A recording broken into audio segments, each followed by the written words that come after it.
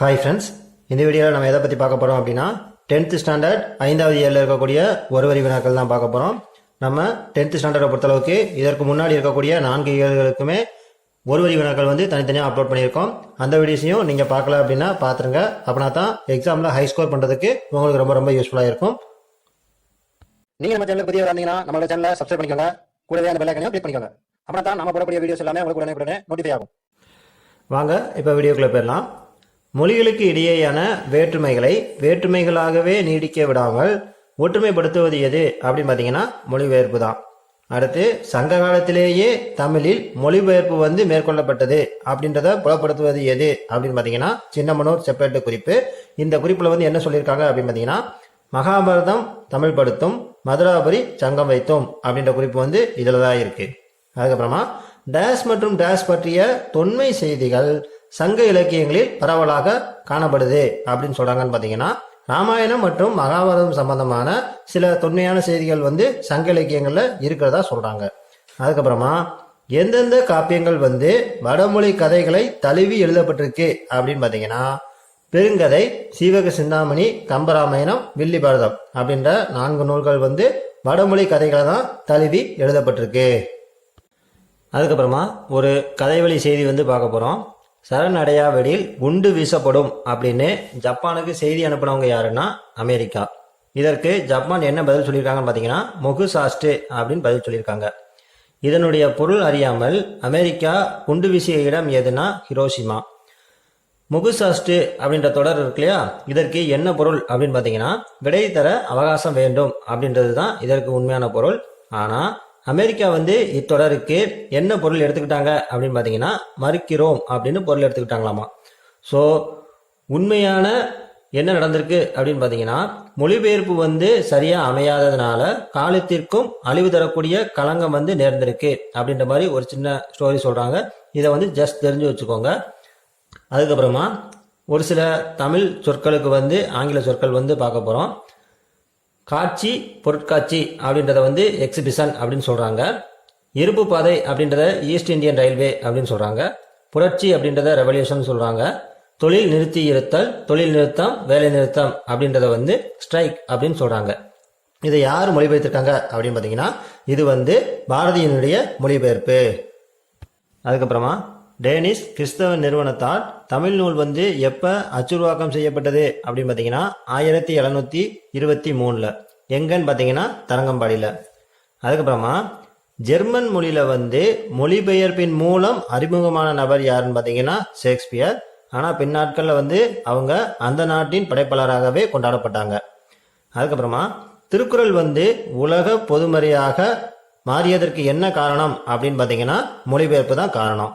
அதே சமயத்தில் 18ஆம் நூற்றாண்டு வரை டேஷ் நூல்கள் பல தமிழில் மொழிபெயர்க்கப்பட்டிருக்கு அப்படின்னு பார்த்தீங்கன்னா வடமொழி நூல்கள் நிறைய தமிழில் மொழிபெயர்க்கப்பட்டிருக்கு. அதுக்கடுத்து ரவீந்திரநாத் தாகூர் எழுதிய கவிதை தொகுப்பு எதுனா கீதாஞ்சலி அப்படின்ற கவிதை தொகுப்பு. இதை இவங்க என்ன மொழியில எழுதினாங்க அப்படின்னு பார்த்தீங்கன்னா வங்க மொழியில எழுதினாங்க. அதே மாதிரி ரவீந்திரநாத் தாகூர் இதை எந்த மொழியில மொழிபெயர்த்திருக்காங்க அப்படின்னு பார்த்தீங்கன்னா வங்க மொழியில இருந்ததை ஆங்கில மொழியில மொழிபெயர்த்திருக்காங்க. இதை மொழிபெயர்த்ததும் ரவீந்திரநாத் தாகூர் அவர்கள் தான். அதே சமயத்துல இந்த கீதாஞ்சலி அப்படின்ற கவிதை தொகுப்புக்கு ஆங்கிலத்துல மொழிபெயர்த்தாங்க இல்லையா, இந்த ஆங்கில மொழிபெயர்ப்புக்கு என்ன பரிசு கிடைச்சிருக்கு அப்படின்னு பாத்தீங்கன்னா நோபல் பரிசு கிடைச்சிருக்கு. அதுக்கப்புறமா ஒரு நாட்டினுடைய மொழிபெயர்ப்பு நூல்களின் எண்ணிக்கையை பொறுத்து அதனுடைய எதை நம்ம மதிப்பிடலாம் அப்படின்னு பாத்தீங்கன்னா பண்பாடு மற்றும் அறிவை நம்ம மதிப்பிடலாம். அதுக்கப்புறமா நேரடி மொழிபெயர்ப்பாக கிடைக்கக்கூடிய நூல்கள் எது அப்படின்னு பார்த்தீங்கன்னா French, German, Africa, Latin America. அதுக்கப்புறமா புதிய திறனாய்வு முறைகள் எல்லாமே நாம் எந்த மொழி வாயிலாகவே பெறுகிறோம் அப்படின்னு பார்த்தீங்கன்னா ஆங்கில மொழி வாயிலாகவே தான் நம்ம பெறுகிறோம். அதுக்கப்புறமா ஒரு சின்ன கதை செய்தி பார்க்க போகிறோம். 100 ரயில் ஸ்லீப்பர்ஸ் வேர் வாஸ்ட் அவே அப்படின்ற தொடருக்கு ஒரு செய்தித்தாளில் தொடர் வண்டியில் உறங்கி கொண்டிருந்த 100 பேர் வெள்ளத்தில் அடித்து செல்லப்பட்டனர் அப்படின்னு செய்தி வெளியாக இருக்கு. இதில் இந்த ரயில் ஸ்லீப்பர்ஸ் அப்படின்ற வார்த்தை எதை குறிக்கும் அப்படின்னு பார்த்தீங்கன்னா தொடர் வண்டி போக்குவரத்துக்கு பாதையான தண்டவாளத்தில் இருக்கக்கூடிய குறுக்கு கடைகளை குறிக்கும். இதை வந்து உறங்கி கொண்டிருந்தவர்கள் அப்படின்னு மொழிபெயர்த்தது வந்து பிழை அப்படின்னு சொல்றாங்க. அதுக்கப்புறமா பாத்தீங்க அப்படின்னா இன்னொரு சின்ன கதை செய்தி. கேமல் அப்படின்றதுக்கு வடம் கயிறு அப்படின்னும் ஒட்டகம் அப்படின்னும் ரெண்டு பொருள் இருக்கு. இதை வந்து ஒரு பழமொழியா எப்படி சொல்றாங்கன்னு பாத்தீங்கன்னா, ஊசி காதில் வடம் நுழையாது அப்படின்ற வேற்றுமொழி தொடரை வந்து எப்படி மொழிபெயர்த்து பயன்படுத்துறாங்க அப்படின்னு பாத்தீங்கன்னா, ஊசி காதில் ஒட்டகம் நுழையாது அப்படின்னு மொழிபெயர்த்து பயன்படுத்துறாங்க. இதுல வந்து வடம் அப்படின்றது தான் சரி அப்படின்னு சொல்றாங்க. அதாவது ஊசி காதுல நூல் நுழையுமே தவிர கயிறு நுழையாது அப்படின்றது தான் கரெக்டான மொழிபெயர்ப்பு. இதெல்லாம் எதுக்கு சொல்றாங்க அப்படின்னு பாத்தீங்கன்னா, மொழிபெயர்ப்பு அப்படின்றது கழிவின்றி சிதறலின்றி மூல மொழியினுடைய கருத்துக்களை வந்து வெளிப்படுத்துவதாக இருக்கணும் அப்படின்றதுக்காக இத விஷயங்கள்லாம் சொல்றாங்க. அதுக்கப்புறமா ஒரு முக்கியமான ஒன்று, அண்டர் கிரவுண்ட் ட்ரைனேஜ் அப்படின்றத வந்து எப்படி சொல்லுவாங்க அப்படின்னு பார்த்தீங்கன்னா, புதைச்சாக்கடை அப்படின்னு சொல்லுவாங்க. இது வந்து என்ன மொழி வார்த்தை அப்படின்னு பார்த்தீங்கன்னா, மலையாள மொழி வார்த்தை. அதுக்கப்புறமா ஒரு சில மொழிபெயர்ப்பு வார்த்தைகளை வந்து பார்க்க போகிறோம். டெலிகிராஃப் அப்படின்னா தொலைவரின்னு அர்த்தம். டெலிவிஷன் அப்படின்னா தொலைக்காட்சின்னு அர்த்தம். டெலிஃபோன் அப்படின்னா தொலைபேசின்னு அர்த்தம். அதுக்கப்புறமா டெலிஸ்கோப் அப்படின்னா தொலைநோக்கின்னு அர்த்தம். டெலிமெட்ரி அப்படின்னா தொலை அளவின்னு அர்த்தம். இந்தந்த வார்த்தைகளை பொறுத்தளவுக்கு பார்த்தீங்க அப்படின்னா இதில் வரக்கூடிய இந்த முன்னோட்டு வந்து அப்படியே மொழிபெயர்க்கப்பட்டிருக்கு. அதுக்கப்புறமா டிரான்ஸ்கிரைப் அப்படின்னா படியெடுத்தல்னு அர்த்தம். டிரான்ஸ்ஃபர் அப்படின்னா மாறுதல்னு அர்த்தம். டிரான்ஸ்ஃபார்ம் அப்படின்னா உருமாறுதல்னு அர்த்தம். டிரான்ஸ் ஆக்ட் அப்படின்னா செயல்படுத்தல்னு அர்த்தம். இந்தந்த வார்த்தைகளை பொறுத்தளவுக்கு பார்த்தீங்க அப்படின்னா முன்னோட்டு வந்து மொழிபெயர்ப்பில் சேர்க்கப்படவில்லை. சரிங்களா? இந்த மாதிரி மொழிபெயர்ப்பில் வந்து முன்னோட்டு சேர்க்கப்பட்டும் மொழிபெயர்க்கப்படும், சேர்க்கப்படாமலும் மொழிபெயர்க்கப்படும் அப்படின்றத வந்து ஜஸ்ட் சொல்ல வராங்க. ஜஸ்ட் தெரிஞ்சுக்கோங்க. அதுக்கப்புறமா மனிதர்களையும் நாடுகளையும் காலங்களையும் இணைக்கக்கூடிய நெடுஞ்சாலையாக இருப்பது எதுனா மொழிபெயர்ப்பு. அதுக்கடுத்து கருத்து பகிர்வை தருவதால் மொழிபெயர்ப்பை வந்து என்னன்னு சொல்றாங்கன்னு பார்த்தீங்கன்னா பயன் கலை அப்படின்னு சொல்றாங்க.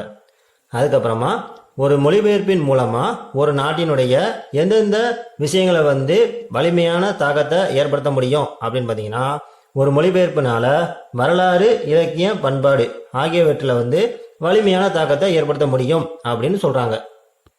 அதுக்கப்புறமா ஜெர்மன் மொழியில ஓர் ஆண்டுல எத்தனை நூல்கள் வந்து மொழிபெயர்க்கப்படுது அப்படின்னு பார்த்தீங்கன்னா 5000 நூல்கள் வந்து மொழிபெயர்க்கப்படுது. அதே சமயத்துல புள்ளி விவரப்படி அதிகமான எந்த நூல்கள் வந்து மற்ற மொழிகளில் மொழிபெயர்க்கப்படுது அப்படின்னு பார்த்தீங்கன்னா தமிழ் நூல் தான் பிற மொழிகளில் மொழிபெயர்க்கப்படுது. அந்த மொழிபெயர்ப்பு மொழிகளினுடைய வரிசையை வந்து பார்க்க போகிறோம். ஃபர்ஸ்ட் பார்த்தீங்கன்னா ஆங்கிலம், செகண்டு மலையாளம், மூணாவது தெலுங்கு, நாலாவது இந்தி, அஞ்சாவது கன்னடம், ஆறாவது வடமொழி, ஏழாவது ரஷ்ய மொழி, எட்டாவது வங்கமொழி, ஒன்பதாவது மராத்திய மொழி. மறுபடியும் சொல்கிறேன், ஆங்கிலம், மலையாளம், தெலுங்கு, இந்தி, கன்னடம், வடமொழி, ரஷ்ய மொழி, வங்கமொழி, மராத்திய மொழி. சரிங்களா? இந்த ஆர்டரை வந்து கவனமாக ஞாபகம் வச்சுக்கோங்க, ரொம்ப ரொம்ப முக்கியமானது. அதுக்கப்புறமா பார்த்தீங்க அப்படின்னா ஒரு சின்ன குறிப்பு கொடுத்துருக்காங்க.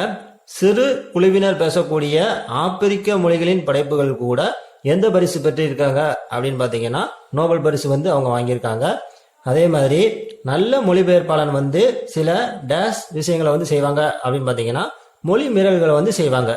எதற்காக அப்படின்னு பார்த்தீங்கன்னா இதன் மூலம் புதிய இலக்கண விதிகளை வந்து உருவாக்குறதுக்காக இந்த சின்ன மொழிமீறல்கள் வந்து செய்வாங்க அப்படின்றது வந்து சொல்லியிருக்காங்க. அதுக்கடுத்து மொழிபெயர்ப்பு பணிகளை செய்யக்கூடிய அமைப்புகள் எது எது அப்படின்னு பார்த்தீங்கன்னா இந்தியாவில் சாகித்ய அகாடமி அமைப்பு, அதே சமயத்தில் தேசிய புத்தக நிறுவனம், தென்னிந்திய புத்தக நிறுவனம் அப்படின்ற அமைப்புகள் வந்து மொழிபெயர்ப்பு பணிகளை செய்கிறாங்க. அதே மாதிரி பன்னாட்டு அளவில் வந்து ஹார்வர்ட் பல்கலைக்கழகத்தினுடைய தமிழ் இருக்கை வந்து மொழிபெயர்ப்பு பணிகளை செய்கிறாங்க. அதுக்கப்புறமா இன்னொரு சின்ன பாயிண்ட், எங்கோ தொலைதூரத்தில் வாழக்கூடிய மனிதர்கள் தங்களின் மொழியில் சொன்னவற்றை எழுதியவற்றை இன்னொரு மொழியில் தமக்கு தெரிந்த மொழியில் மொழிபெயர்த்து அறிந்து கொள்கின்றனர். இதுதான் மொழிபெயர்ப்பு. சரிங்களா? இதை வந்து ஜஸ்ட் தெரிஞ்சு வச்சுக்கோங்க. அதுக்கப்புறமா உலகத்தில் கருத்து பரிமாற்றம், தகவல் பகிர்வு, அதே சமயத்தில் அறநூல் அறிதல், இலக்கியம், தத்துவம் என்பனையெல்லாம் மொழிபெயர்ப்பு வாயிலாக என்னவா மாறி இருக்கு அப்படின்னு பார்த்தீங்கன்னா சர்வதேச தன்மை கொண்டதா மாறி இருக்கு. அதுக்கப்புறமா ரொம்ப ரொம்ப முக்கியமான ஒரு பாயிண்ட் பார்க்க போகிறோம். வால்காவிலிருந்து கங்கை வரை அப்படின்ற நூலை எழுதினவங்க யாருன்னா ராகுல் சாங்கிருத்யாயன் அவர்கள். இவங்க வந்து இந்த நூலை எந்த மொழியில எழுதினாங்க அப்படின்னு பார்த்தீங்கன்னா இந்தி மொழியில எழுதியிருக்காங்க. அதே மாதிரி இதை வந்து இந்த நபர் வந்து எங்க வச்சு எழுதினாங்க அப்படின்னு பார்த்தீங்கன்னா ஹஜிராபாத் அப்படின்ற மத்திய சிறைச்சாலையில வச்சு எழுதியிருக்காங்க. அதே மாதிரி இந்த நூலை வந்து இவங்க எப்போ எழுதினாங்கன்னா 1942 எழுதியிருக்காங்க. அதுக்கப்புறமா ரொம்ப ரொம்ப முக்கியமான விஷயம், இந்த நூலை வந்து தமிழ் மொழியில மொழிபெயர்த்தது யாருன்னு பார்த்தீங்கன்னா கணமுத்தையா அவர்கள். இவங்க எப்போ மொழிபெயர்த்திருக்காங்க அப்படின்னு பார்த்தீங்கன்னா 1949 மொழிபெயர்த்திருக்காங்க. இவங்க மொழிபெயர்த்த சமயத்திலிருந்து இப்போ வரைக்குமே ஒவ்வொரு தமிழரும் விரும்பி படிக்கக்கூடிய நூலா எது இருக்கு அப்படின்னு பார்த்தீங்கன்னா வாழ்காவிலிருந்து கங்கை வரை அப்படின்ற நூல் வந்து விரும்பி படிக்கக்கூடிய நூலா இருக்கு. அதுக்கப்புறமா வாழ்காவிலிருந்து கங்கை வரை அப்படின்னு ஒரு நூலை பற்றி படித்தோம் இல்லையா, அந்த நூலை வந்து யார் யாரெல்லாம் மொழிபெயர்த்திருக்காங்க அப்படின்னு பார்த்தீங்கன்னா கணமுத்தையா அவர்கள் வந்து 1949 மொழிபெயர்த்திருக்காங்க. அதுக்கப்புறமா டாக்டர் என் ஸ்ரீதர் அவர்களும் முத்து மீனாட்சி அவர்களும் 2016 வந்து மொழிபெயர்த்திருக்காங்க. அதே மாதிரி உமாவாசிகி அவர்கள் வந்து 2018 மொழிபெயர்த்திருக்காங்க. இதை வந்து கன்ஃபியூஸ் ஆகாம ஞாபகம் வச்சுக்கோங்க. அதுக்கப்புறமா பிரான்ஸ் தேசிய நூற்கூடத்தில் வந்து என்னென்னலாம் இருக்கு அப்படின்னு பார்த்தீங்கன்னா ஏறக்குறைய 1000 பழைய தமிழ் ஏடுகளும் கையெழுத்து பிரதிகளும் இருக்கு. இவற்றில் சில வந்து இந்தியாவிலேயே கிடைக்கப்பெறாத ஏடுகளும் படிகளும் இங்கே இருக்கிறதா சொல்றாங்க. அதுக்கப்புறமா பண்டைய காலத்துல வந்து முதல் முறையாக ஐரோப்பியர் யாத்த இலக்கணங்களுள் கையெழுத்து பிரதிகளும் எங்க இருக்கு அப்படின்னு பார்த்தீங்கன்னா பிரான்ஸ் தேசிய நூற்கூடத்துல இருக்கு. அதுக்கப்புறமா மாணிக்க வாசகர் பிள்ளைத்தமிழ், புதுச்சேரி அம்மன் பிள்ளைத்தமிழ், சரளி புத்தகம் அப்படின்ற நூல்கள் எல்லாமே இன்னமுமே அச்சிடப்பெறாத தமிழ் நூல்களா சொல்றாங்க. இந்த நூல்கள்லாம் எங்க இருக்கு அப்படின்னு பார்த்தீங்கன்னா பிரான்ஸ் தேசிய நூற்கூடத்துல இருக்கு. இந்த விஷயங்கள் எல்லாத்தையும் யார் சொன்னாங்க அப்படின்னு பார்த்தீங்கன்னா தனிநாயகம் அடிகள் வந்து சொல்லியிருக்காங்க. அதுக்கப்புறமா கற்றவர் வழி அரசு செல்லும் அப்படின்னு சொல்லக்கூடியது எதுன்னு பார்த்தீங்கன்னா சங்க இலக்கியம். அதுக்கடுத்து தோண்டும் அளவுக்கு ஊறும் நீர் போல கற்கும் அளவு அறிவு சுரக்கும் அப்படின்னு சொல்லக்கூடிய நூல் எதுனா திருக்குறள். அதுக்கடுத்து தமிழர்கள் வந்து கல்வியை போற்றுவதை எந்த காலத்திலிருந்து தற்காலம் வரைக்கும் தொடர்ந்துட்டு வராங்க அப்படின்னு பார்த்தீங்கன்னா புறநானூறு காலத்துல இருந்து இப்போ வரைக்கும் கல்வியை போற்றுவதை வந்து தொடர்ந்து செஞ்சுட்டு வராங்க. அதுக்கப்புறமா ஒருவருடைய புலமையையும் நினைவாற்றலையும் நுண்ணறிவையும் சோதித்து அறிய ஒரே சமயத்தில் நிகழ்த்தப்படும் 100 செயல்களை வந்து நினைவில் கொண்டு விடையளித்தலுக்கு பேரு என்ன அப்படின்னு பார்த்தீங்கன்னா சதாவதானம் அப்படின்னு சொல்லுவாங்க. அதாவது சதம் அப்படின்னா 100ன்னு அர்த்தம். அதுக்கப்புறமா இந்த சதாவதானம் அப்படின்ற கலையில சிறந்து விளங்கினவங்க யாருன்னு பார்த்தீங்கன்னா காப்பா செய்குதம்பி பாவலர் அவர்கள். அதுக்கப்புறமா அறிஞர் பலர் முன்னிலையில் 100 செயல்களை ஒரே நேரத்தில் செய்து காட்டி சதாவதானி அப்படின்ற பட்டத்தை பெற்றவங்க யாருன்னு பார்த்தீங்கன்னா காப்பா செய்குதம்பி பாவலர் அவர்கள். இவங்க எந்த இடத்துல வந்து இந்த பட்டம் வாங்கியிருப்பாங்கன்னு பார்த்தீங்கன்னா சென்னை விக்டோரியா அரங்கம். எப்பன்னு பார்த்தீங்க அப்படின்னா 10/3/1907 வந்து இந்த பட்டம் வாங்கியிருப்பாங்க. அதுக்கப்புறமா காப்ப செய்குதம்பி பாவலர் அவர்களுடைய நினைவை போற்றும் வகையில் மணிமண்டபமும் பள்ளியும் எங்க இருக்குன்னு பார்த்தீங்கன்னா இடலாக்குடி அப்படின்ற பிளேஸ்ல இருக்கு. அதுக்கடுத்து சீராபுராணம் அப்படின்றத எழுதினவங்க யாருன்னா உமரப்புலவர். அதே சமயத்துல இதற்கு உரை எழுதினது யாருன்னு பார்த்தீங்கன்னா காப்ப செய்குதம்பி பாவலர் அவர்கள். அதுக்கப்புறமா கபிலர் அவர்களுடைய நண்பர் யாருன்னு பார்த்தீங்கன்னா இடைக்காடனார் அவர்கள். இவங்க வந்து ஒரு புலவர். அதே மாதிரி பாண்டிய நாட்டை ஆட்சி செய்து வந்த மன்னர் யாருன்னா குலசேகர பாண்டியன். இவர் வந்து தமிழ் புலமையில சிறந்து விளங்கின நபராக இருந்திருக்காங்க. அதுக்கப்புறமா இடைக்காடனார் வந்து தம்முடைய கவியை பாட பொருட்படுத்தாமல் புலவரை அவமதித்தவர் யாருன்னா குலசேகர பாண்டியன். இதனால இடைக்காடனார் அவர்கள் வந்து என்ன செய்யறாங்க அப்படின்னா இறைவனிடம் போய் முறையிடுறாங்க. மன்னனிடம் பிழையை வந்து உணர்த்தணும் அப்படின்றதுக்காக இறைவன் என்ன செய்யறாங்க அப்படின்னா கடம்பவனத்தை இருக்கக்கூடிய கோவிலை விட்டு நீங்கி வட திரு ஆலவாயில் சென்று தங்குகிறாங்க. அதுக்கப்புறமா மன்னன் வந்து தப்பை உணர்ந்து இடைக்காலருக்கு வந்து சிறப்பு செய்கிறாங்க. இறைவனும் கோவிலுக்கு திரும்பி வந்துடுறாங்க. சரிங்களா? இதை வந்து இந்த செய்யுளில் வந்து நீங்கள் படிச்சிருப்பீங்க, உங்களுக்கு தெரிஞ்சிருக்கும். அதுக்கப்புறமா இறைவன் ஞானமாகிய தம்முடைய லிங்க வடிவத்தை மறைத்து உமாதேவியாரோடு திருக்கோயிலை விட்டு வெளியேறி எங்கே சென்றாங்க அப்படின்னு பார்த்தீங்கன்னா நேர் வடக்கே இருக்கக்கூடிய வையை ஆற்றின் தென்பக்கத்தில் ஒரு திருக்கோவிலை ஆக்கி அங்கே போய் இருந்தாங்க அப்படின்ற வந்து இந்த செய்யுளில் வந்து கொடுத்துருக்காங்க.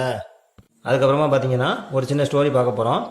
ஏடாலும் புலவர் ஒருவர் வந்து நாடாலும் மன்னரை பார்க்க போகிறாங்க. அப்படி போகிறப்போ களைப்பு மிகுதியால் வந்து முரசு கட்டிலில் தூங்கிடுறாங்க.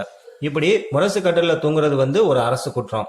இந்த அரசு குற்றம் புரிந்ததை வந்து மன்னர் பார்த்துமே தண்டனை வழங்காம கவரை வீசியிருக்காங்க. கண் விழித்து பார்த்த புலவர் வந்து மன்னரோட செயலை வந்து கண்டு வியந்து பாமாலை வந்து பொழிஞ்சிருக்காங்க. இந்த ஸ்டோரியில சொல்லப்படுற உறங்குன புலவர் அல்லது சொல்லேர் உழவர் யாருன்னு பார்த்தீங்கன்னா மோசிகீரனார். அதே மாதிரி கவரி வீசிய மன்னர், அதே சமயத்தில் வில்லேர் உழவன் யாரு அப்படின்னு பார்த்தீங்கன்னா தகடூர் எறிந்த பெருஞ்சேரல் இரும்பறை. சரிங்களா, இந்த ஒன்னோடு வந்து ரொம்ப ரொம்ப முக்கியமானது, நோட் பண்ணி வச்சுக்கோங்க. அதுக்கப்புறமா பார்த்தீங்க அப்படின்னா திருவிளையாடல் கதைகள் வந்து சிலப்பதிகாரம் காலத்தொட்டிலிருந்து நமக்கு சொல்லப்பட்டு வந்தாலும் யாருடைய திருவிளையாடல் புராணம் வந்து விரிவும் சிறப்பும் கொண்டதா இருக்கு அப்படின்னு பார்த்தீங்கன்னா பரஞ்சோதி முனிவர் எழுதின திருவிளையாடல் புராணம் வந்து சிறப்பும் விரிவும் கொண்டதா இருக்கு. அதுக்கடுத்து எந்தெந்த மன்னர்கள் வந்து எந்தெந்த பூவை பயன்படுத்தினாங்க அப்படின்றத வந்து பார்க்க போறோம். ஆத்திப்பூ அப்படின்றது வந்து சோழ மன்னர்கள் பயன்படுத்திய பூ. அதே மாதிரி பனம்பூ வந்து சேரர்கள் பயன்படுத்தியது. வேப்பம்பூ வந்து பாண்டியர்கள் பயன்படுத்தியது. இந்த ஒன்னோட ரொம்ப ரொம்ப முக்கியம்தான், கவனமா படிச்சு வச்சுக்கோங்க. அதுக்கப்புறமா உலகெங்கும் மூலை முடுக்குகளில் உள்ள ஒடுக்கப்பட்ட கல்வி மறுக்கப்பட்ட சமூகங்களில் ஒரு குரலா இருக்கிறவங்க யாருன்னா மேரி மெக்லியோட் பெத்தியோன் அவர்கள். அதுக்கப்புறமா ரொம்ப ரொம்ப முக்கியமான ஒரு பாயிண்ட், உனக்கு படிக்க தெரியாது அப்படின்ற கூற்றால் உள்ளத்தில் பாதிக்கப்பட்டவங்க யாருன்னா மேரி மெக்லியோட் பெத்தியோன் அவர்கள். அதுக்கப்புறமா இவங்களை பற்றின ஒரு முக்கியமான விஷயம், உனக்கு படிக்க தெரியாது அப்படின்ற கூற்றால உள்ளத்துல பெற்ற அடியால பிற்காலத்துல வந்து சமையல் செய்தும் தோட்டமிட்டும் பொது இடங்களில் பாட்டு பாடியும் சிறுக சிறுக சேமித்த பணத்துல வந்து குப்பை கொட்டக்கூடிய இடத்துல ஒரு பள்ளியவே இவங்க உருவாக்கியிருக்காங்க. சரிங்களா, அதுக்கப்புறமா மேரி மெக்லியோட் பெத்தியோன் என்ற மாபெரும் கல்வியாளரின் வாழ்க்கை வரலாறு வந்து எந்த தலைப்புல நூலா படைக்கப்பட்டிருக்கு அப்படின்னு பாத்தீங்கன்னா உனக்கு படிக்க தெரியாது அப்படின்ற தலைப்புல வந்து நூலா படைக்கப்பட்டிருக்கு. இதை படைத்தவங்க யாருன்னா கமலாலயன். இவருடைய வேறு பெயர் என்னன்னா வே குணசேகரன். அதுக்கடுத்து வயது வந்தோர் கல்வி திட்டத்தில் ஒருங்கிணைப்பாளராக பணியாற்றினவங்க யாருன்னா கமலாலயன்.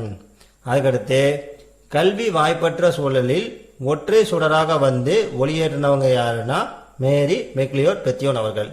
அதுக்கப்புறமா கல்வி கண் திறந்தவர்களுக்கு இடையில் கைவிடப்பட்ட பெண்களுக்காக உழைத்த தமிழக முதல் பெண் மருத்துவர் யாருன்னா முத்துலட்சுமி ரெட்டியார் அவர்கள். அதுக்கப்புறமா எழுதப்பட்டதை மொழிபெயர்ப்பது அப்படின்றத வந்து என்னன்னு சொல்லுவாங்க அப்படின்னு பார்த்தீங்கன்னா மொழிபெயர்ப்பு அப்படின்னு சொல்லுவாங்க. அதே மாதிரி ஒருவர் பேசும்போதே மொழிபெயர்ப்பதை என்னன்னு சொல்லுவாங்க அப்படின்னா விளக்குவது அப்படின்னு சொல்லுவாங்க. சரிங்களா, ஓகே ஃப்ரெண்ட்ஸ், இந்த வீடியோ இதோட முடிஞ்சிருச்சு. நம்ம இதுவரைக்கும் 10th ஸ்டாண்டர்டில் இருக்கக்கூடிய முதல் 5 இயல்களுக்கு வந்து ஒரு வரி வினாக்கள் வந்து இண்டிவிஜுவலாக லெசன் வைஸ் பார்த்துருக்குறோம். நாம் கொடுக்கக்கூடிய இந்த வீடியோஸ் எல்லாமே உங்களுக்கு ரொம்ப யூஸ்ஃபுல்லாக இருக்கும்னு நான் நம்புகிறேன். வழக்கம் போல் ஒரு லைக்கை போட்டுட்டு கமெண்ட் செக்ஷனில் உங்களுடைய கமெண்ட்டை கொடுத்துட்டு உங்களுடைய ஃப்ரெண்ட்ஸுக்கும் இதை ஷேர் பண்ணிடுங்க. மீண்டும் அடுத்த வீடியோவில் சந்திப்போம். நன்றி.